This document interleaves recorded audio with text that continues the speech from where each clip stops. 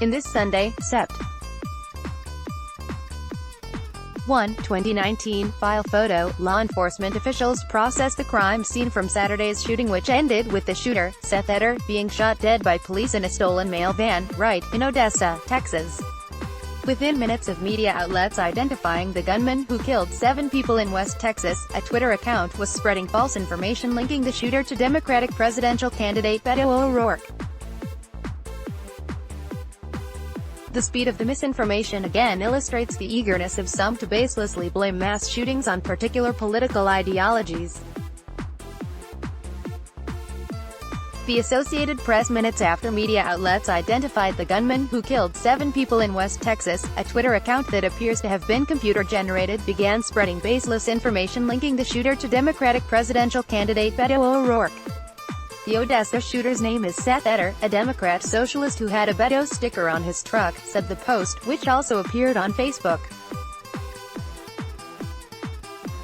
No such sticker was found on either of the vehicles, one a stolen mail truck, that Eder used during his rampage, according to SGT. Oscar Villarreal, a Texas Department of Public Safety spokesman. Story continues below advertisement. Still, the groundless conjecture was spread by thousands online and even retweeted by Anthony Schaefer, a former Defense Intelligence Agency officer and a member of President Donald Trump's 2020 campaign advisory board. Schaefer didn't respond to questions about the claim. The breakneck speed of the misinformation, and just how far it spread, illustrates an eagerness to blame such events on political ideologies, regardless of whether the facts support that. It's also an early indication of how difficult it will be for campaigns to combat virulent falsehoods ahead of a 2020 presidential campaign that could be full of them. Social media users are unlikely to take the time to research misinformation they encounter online. And even when campaigns try to stamp out potential misinformation, voters might not see or believe the corrections, said Rita Kirk, a communications professor at Southern Methodist University. A whole lot of people are just living their lives. They don't have time to go and fact-check a statement, Kirk said. Truth has been the victim of social media campaigns. O'Rourke's campaign, which is based in El Paso, home of a mass shooting last month, first received word of misinformation about the candidate early Monday morning from the Democratic National Committee. The campaign then watched the message spread for hours, eventually becoming Google's second highest trending search query related to O'Rourke in a week. The DNC monitors for such activity, as well as providing resources for campaigns that want to report or respond to online misinformation as part of the party's larger educational and guidance efforts. This kind of thing is a reality that social media has created, said Daniel Wessel, a DNC spokesman. We all have to stay vigilant in order to combat it. Story continues below advertisement. Story continues below advertisement. The first tweet linking O'Rourke to the Odessa shooter appears to have come in shortly after 1 p.m. Central Time on Sunday from an account with bot-like tendencies, said Nir Hauza, the chief technology officer for FindSight, which tracks viral misinformation trending online. Twitter suspended the offending account by Wednesday, but by then the claim was widely shared on social media. Twitter did not respond to a request for comment. Schaefer was among those who retweeted it, adding, "It sounds again like the system failed. Seth Eder had a criminal record and was a Beto O'Rourke supporter. This supports my belief that progressives should be prohibited from owning or having access to weapons. They clearly cannot be trusted with this responsibility." In the days since the shooting, the claim has continued to morph into new status updates and posts on social media. Some Facebook users posted a picture of a white truck with a Beto 2020 sticker on the back window, saying it belonged to Eder. That image actually came from an online retailer who sells campaign decals. Its owner, Stacy Pyle, said via email that the photo originated from her Etsy store website.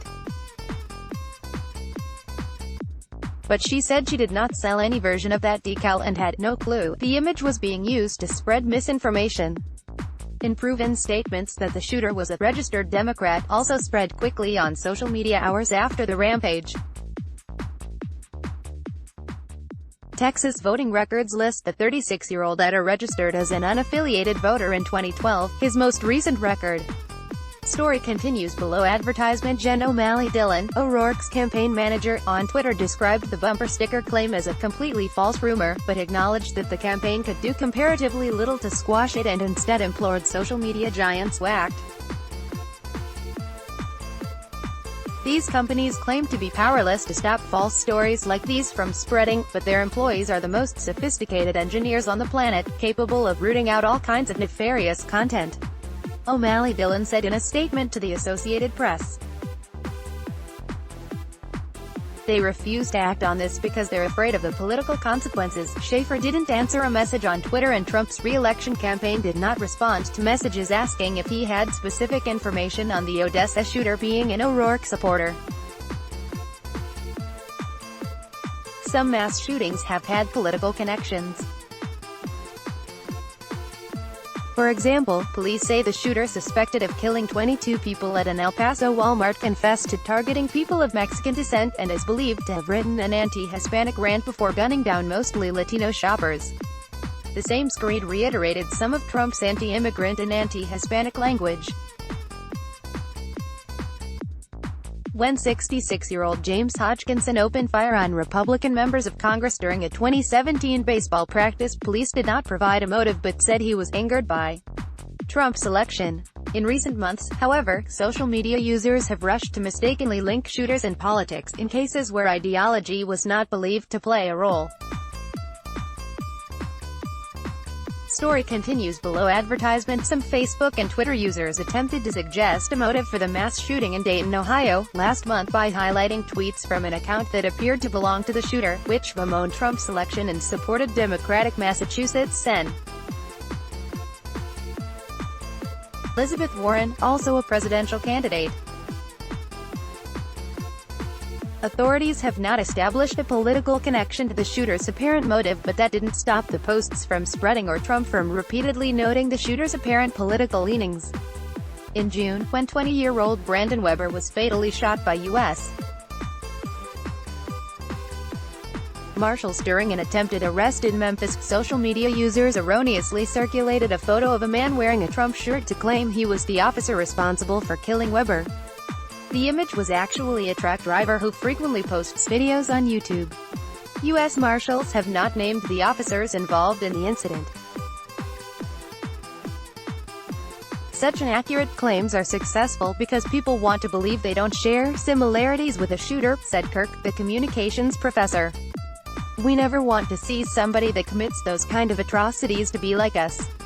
Kirk said, in this political climate, where there's so much of us versus them, it continues to make a huge divide in our culture. Let's block ads.